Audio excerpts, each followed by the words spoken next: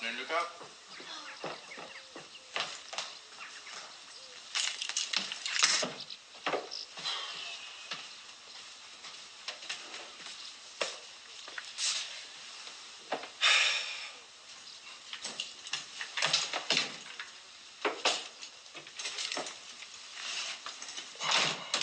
Captain Bluntschli. That's a remarkable-looking young woman.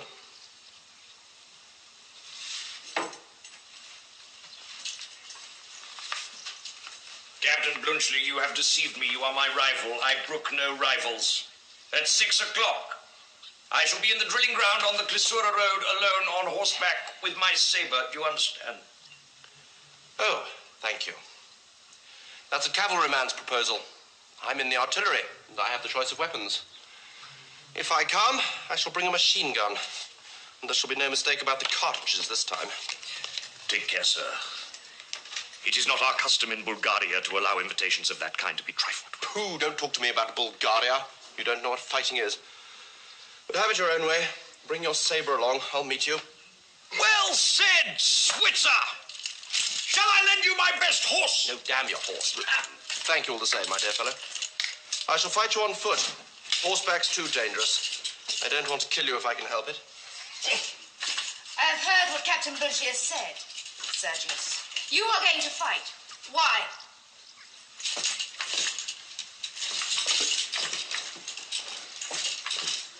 What about?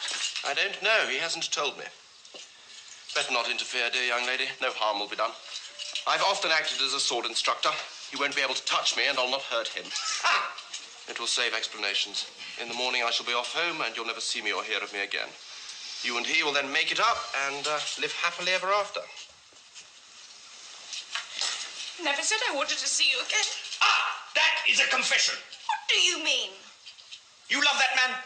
Sergius. You allow him to make love to you behind my back just as you treat me as your affianced husband behind his, Captain Bluntschli. You knew our relations and you have deceived me. It is for that I call you to account. Not for having received favors that I never enjoyed. Stuff, nonsense. I've received no favors. Why, the young lady doesn't even know whether I'm married or not.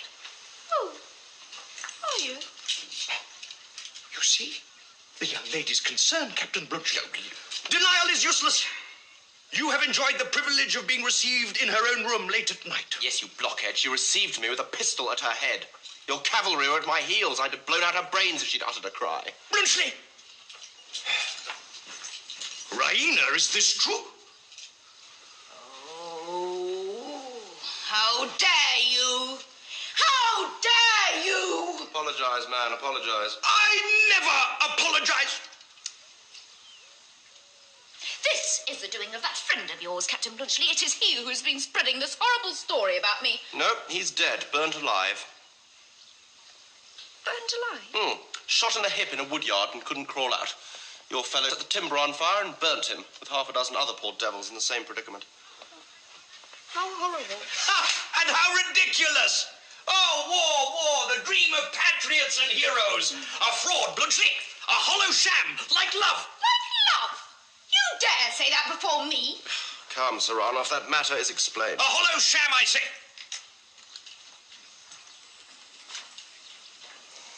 Would you have come back here if nothing had gone between you except at the muzzle of your pistol? Raina is mistaken about your friend who was burnt. He was not my informant. Who then? Ah, Luca, my maid, my servant. You were with her this morning, all that time after. Oh, what sort of god is this I've been worshipping? Do you know, I looked out of the window this morning as I went upstairs to have another sight of my hero. And I saw something I did not understand then. You were making love to her. You saw that? Only too well. Raina, our romance is shattered. Life's a farce. You see? He's found himself out now. Bluntschli, I have allowed you to call me a blockhead. You may now call me a coward as well. I refuse to fight you. Do you know why? No. But it doesn't matter. I didn't ask the reason when you cried on, and I don't ask the reason now that you cry off. I'm a professional soldier. I fight when I have to, and I'm very glad to get out of it when I haven't to. You're only an amateur. You think fighting's an amusement. Well, you shall hear my reason all the same. My professional. The real reason is, it takes two men, real men. Men of heart and blood and honor to make a genuine combat. I could no more fight with you than make love to an ugly woman. You've got no magnetism. You're not a man. You're a machine. Quite true. Quite true. I always was that sort of fellow. I'm really very sorry.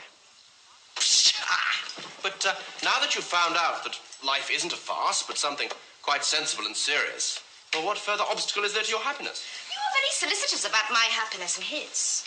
Have you forgotten his new love, Luca? It is not you he must fight now, but his rival, Nicola. Rival? Yes, do you not know that they're engaged? Nicola? Our fresh abysses opening? Nicola! Yes, sir.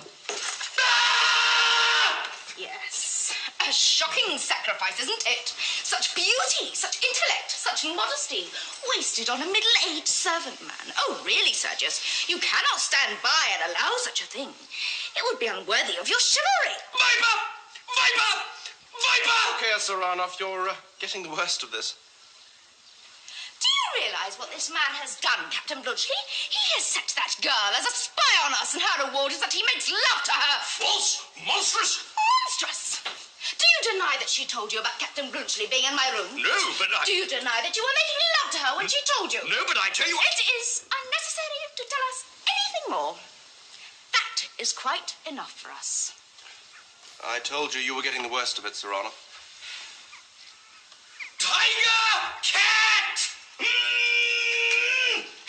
Do you hear this man calling me names, Captain Bluntschli? What else can he do, dear lady? He must defend himself somehow. Come now, don't quarrel. What good does it do?